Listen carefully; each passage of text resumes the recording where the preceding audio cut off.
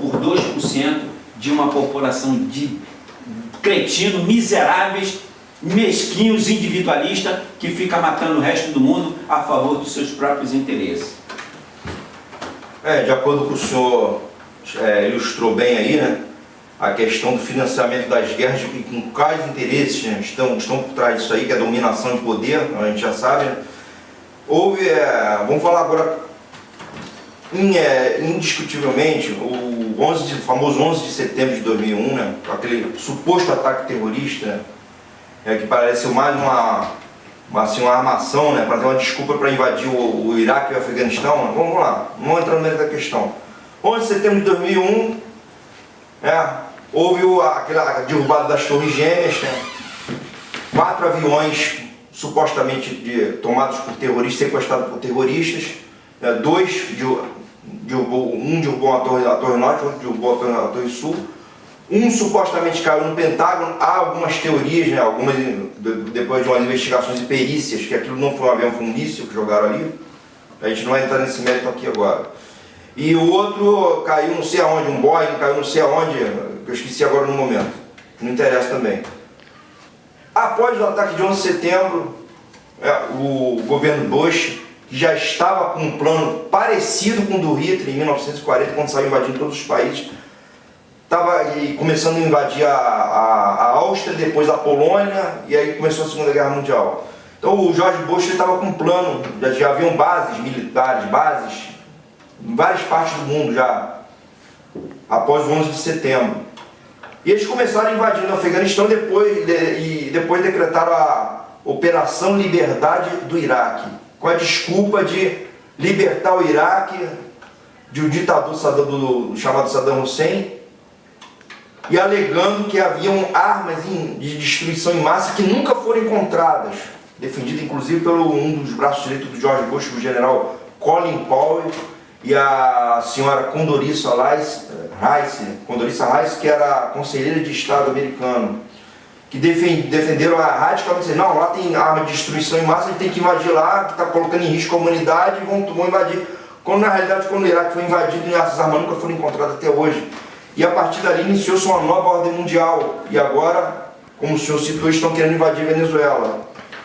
Então eu queria que o senhor ilustrasse assim, o que teve por trás desse 11 de setembro, na realidade, a partir dali, quando ocorreu o fato que o americano partiu para invadir o Afeganistão e o Iraque, a gente não tem que discutir, iniciou-se uma nova ordem mundial e a desculpa combater o terrorismo.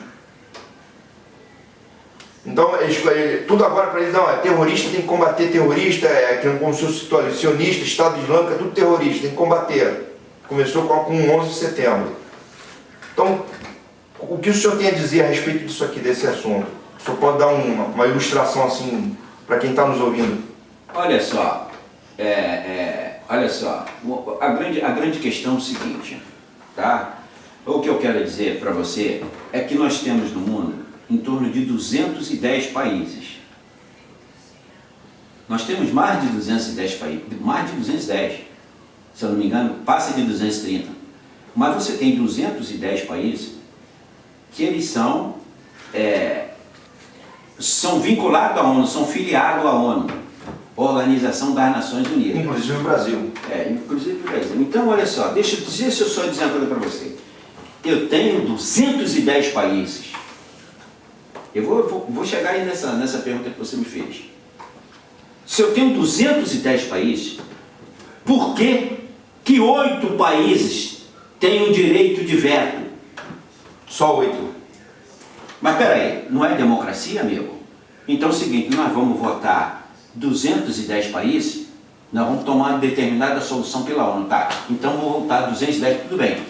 Se 106 países votarem a favor, não é isso que é a metade, mais um, dos 210?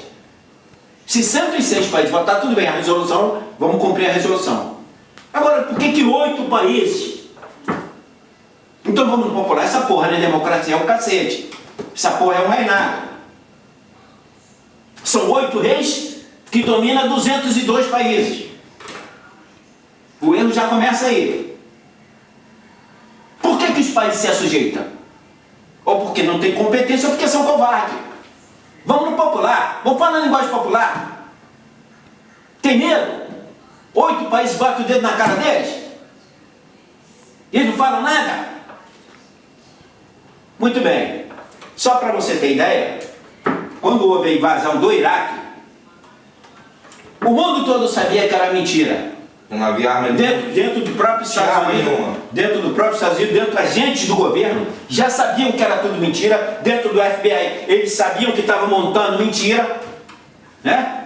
Muito bem, houve uma votação na ONU, antes da invasão do Iraque. 160 países estavam presentes na hora da votação. 153 países votaram contra a invasão do Iraque. Os Estados Unidos resolveram atacar e acabou. E aí ninguém falou nada. E cadê a ONU nisso aí? E cadê a ONU? Cadê a democracia?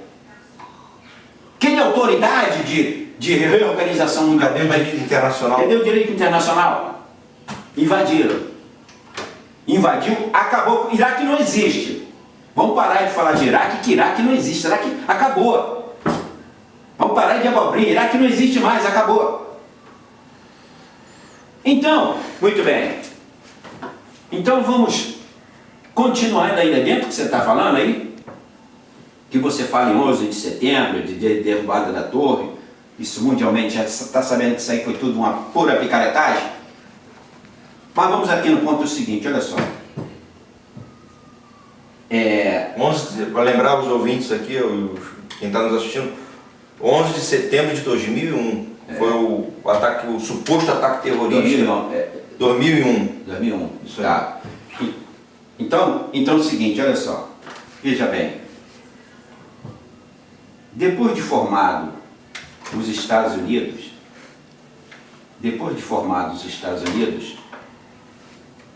bilionários judeus foram para a região da Palestina, lá da Palestina.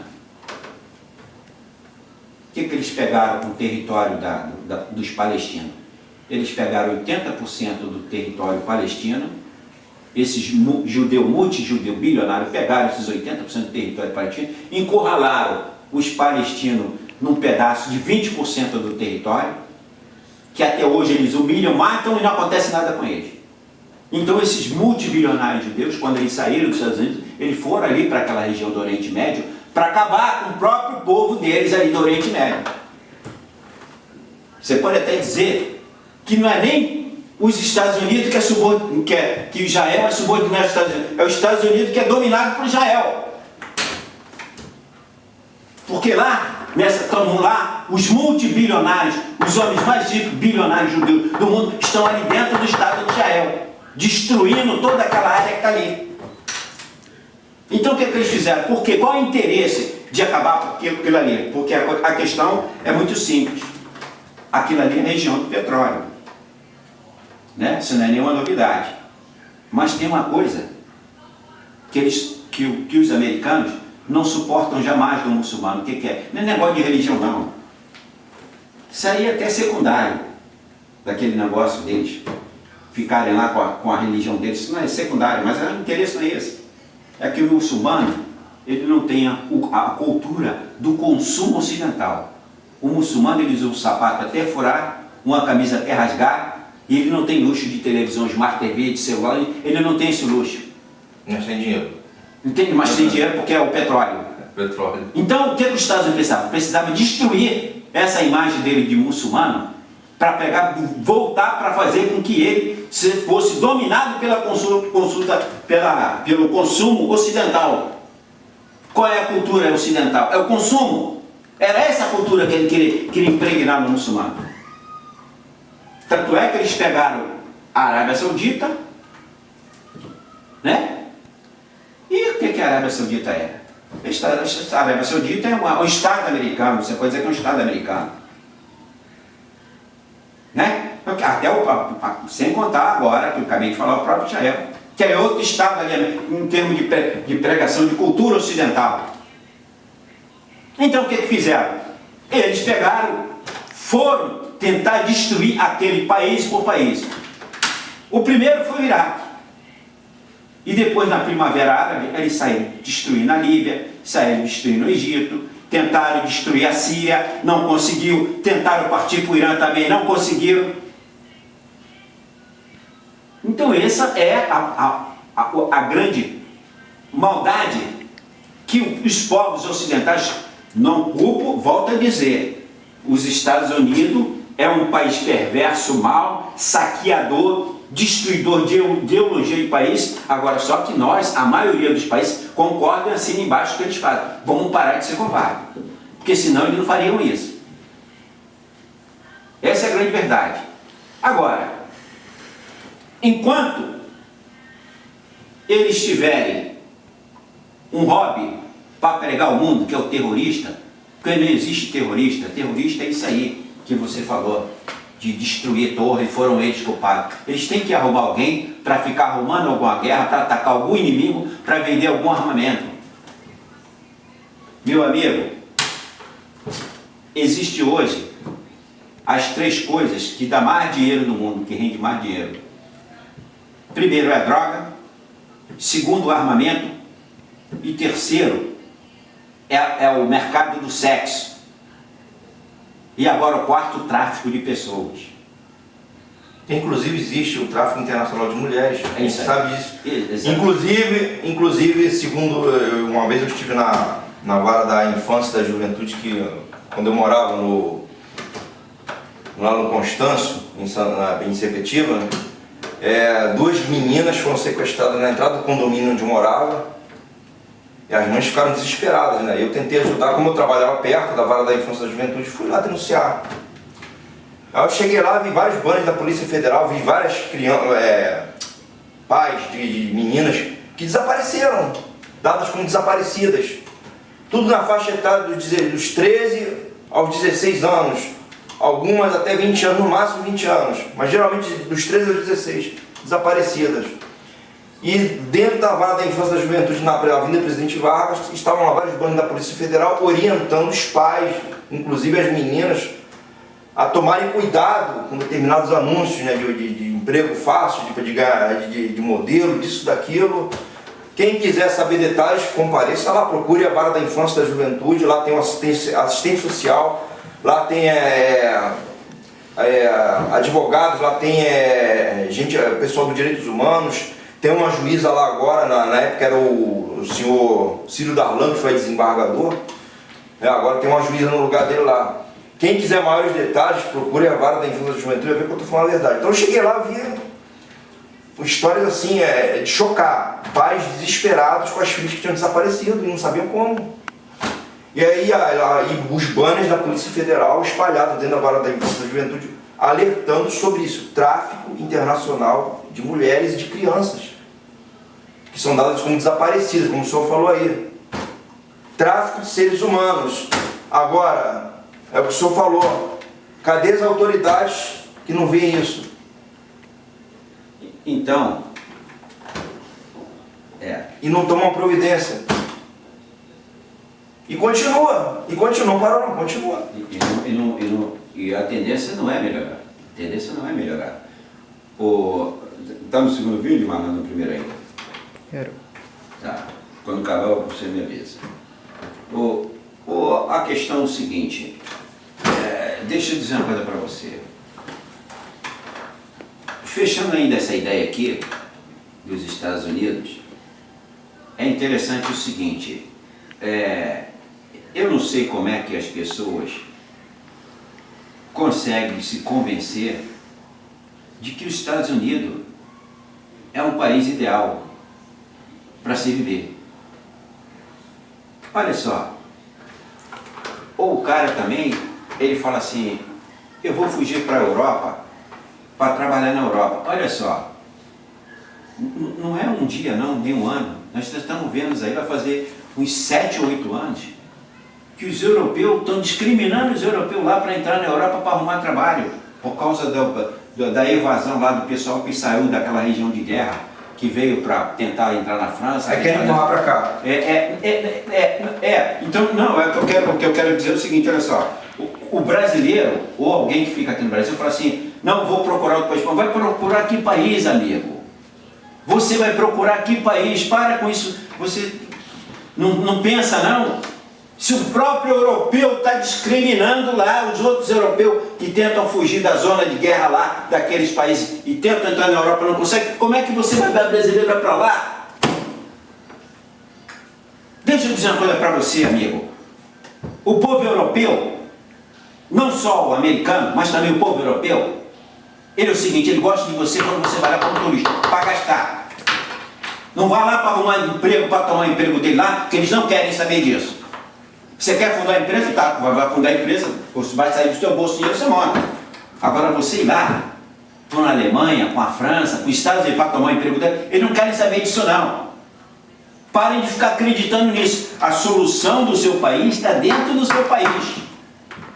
Então derrube governantes, façam revolução, pegue arma, vamos derrubar, a solução está dentro do seu país. Agora mesmo nós temos um fato agora, tá? Só para fechar essa ideia aqui dos Estados Unidos, eu quero dizer o seguinte, olha só, que eu estava citando ainda agora, que o brasileiro aqui fica o tempo todo endeusando os americanos. Olha só, eu acabei de falar que ele tem um estado que você é demitido como qualquer funcionário.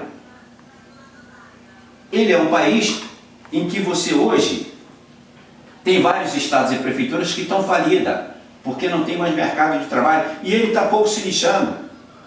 Ele é um país que tem 380 milhões de pessoas e tem 180 milhões na merda e na miséria. É 180 milhões. Que dá quase a população do Brasil. Exatamente, quase a população do Brasil. Vamos parar com essa babaquice de ficar dizendo que é o país rico. Rico é na cabeça de quem é idiota, que não entende nada de economia, quem fica acreditando nesses economistas de merda, que ficam o tempo todo falando asneira na televisão. Os Estados Unidos hoje é um país falido. Né? Hoje não. É há 40 anos que ele é um país falido. E quem disse isso foi há 40 anos atrás, foi economistas americanos que falaram. Um deles foi Paul Kennedy, que dizia que o Estado americano já tinha acabado. Agora, ele é um Estado que ele é credor de muitos países que são devedores a ele, e ao mesmo tempo muitos países continuam se sujeitando a eles. Ele fica fazendo chantagem e os países entram. Agora, se não fizer entrar na chantagem dele, ele vai se arrebentar sozinho. Muito bem. Voltando aí na questão da hora, eu vou dar um exemplo aqui prático agora.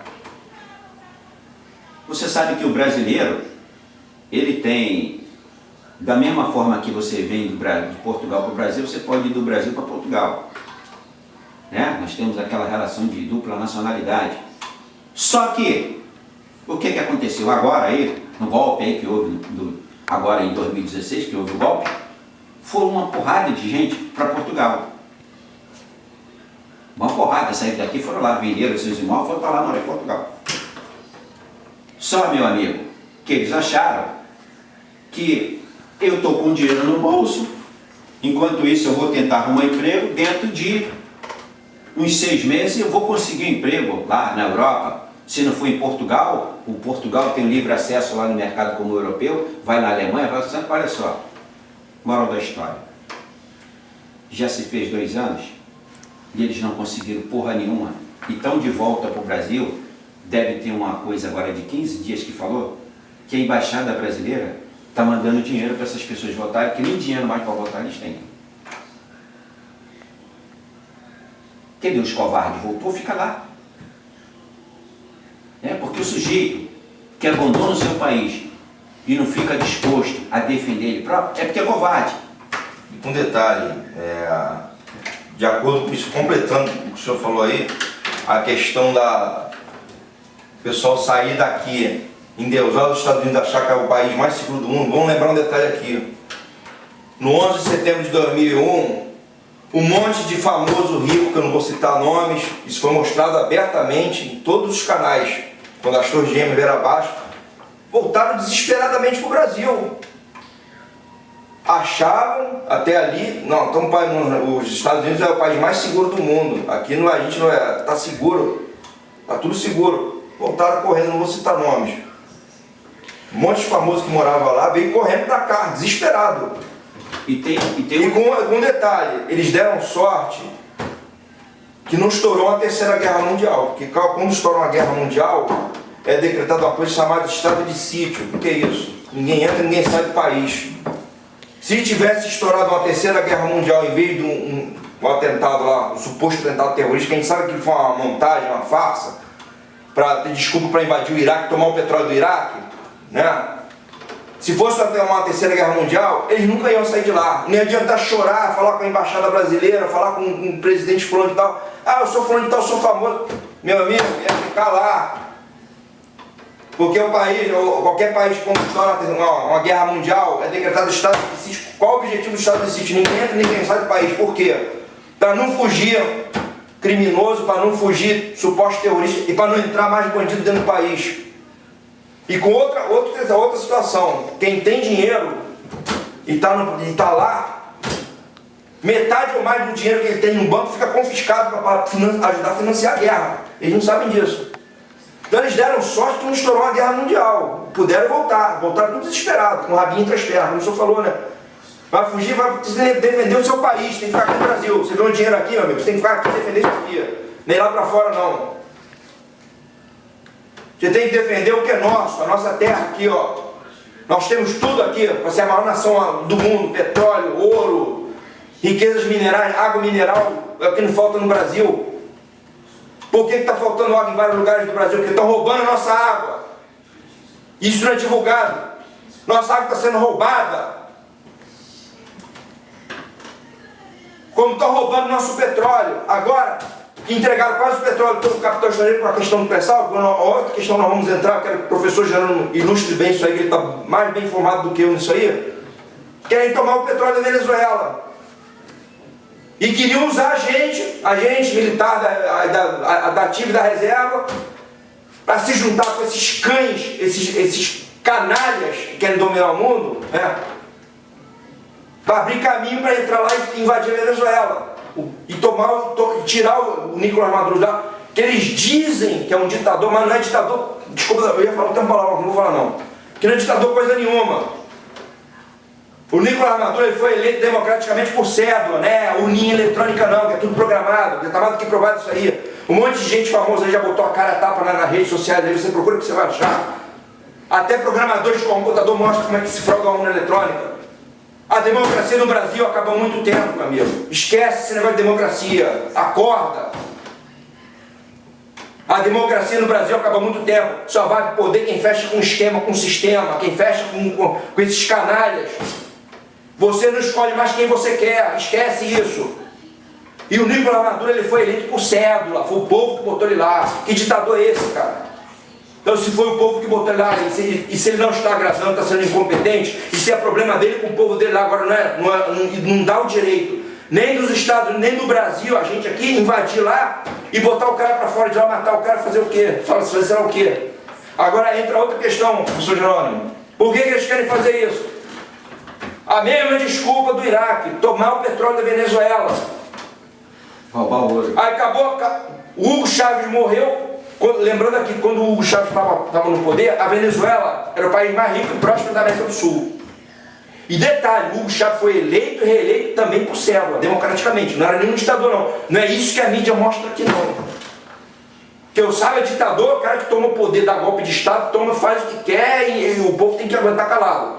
Se o povo votou nele democraticamente, elegeu ele, e está lá porque o povo, por vontade popular, com apoio popular, pô, peraí, que ditador é esse? Então o que aconteceu agora? Como o professor Jerônimo citou aqui, só não houve a invasão da Venezuela e só nós não fomos convocados para entrar nessa sujeira, essa covardia com o povo venezuelano e com o governo que foi eleito pelo povo.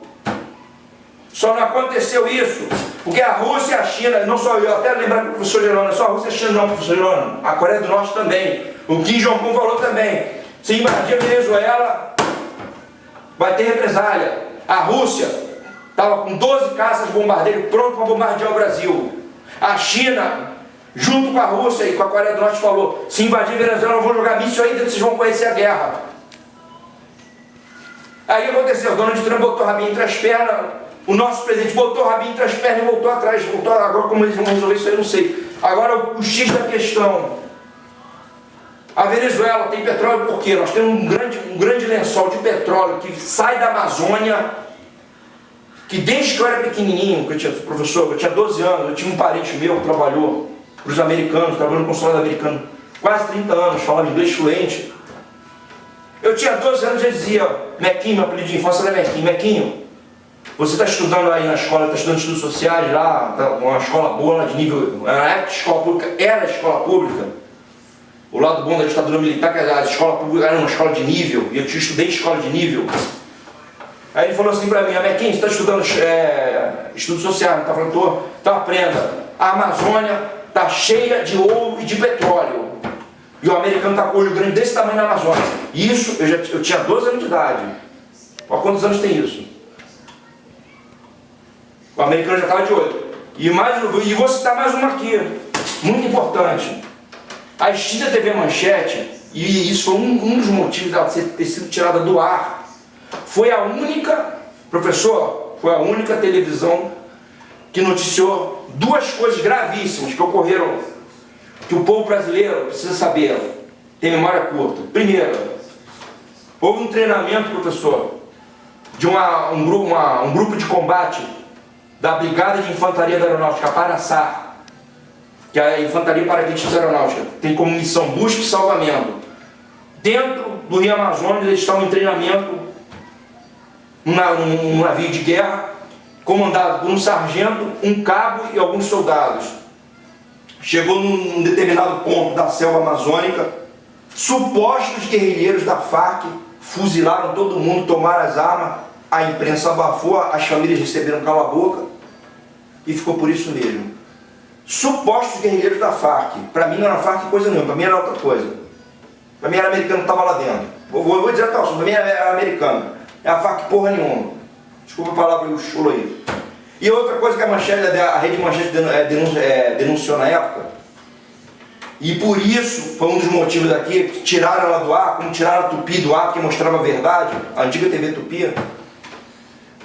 O Jornal da Manchete mostrou um satélite japonês naquela época, isso em 1981, olha o ano, 1981, satélite japonês com toda a tecnologia, todo o aparato que eles têm, que o japonês está há 100 anos na nossa frente, a gente sabe disso.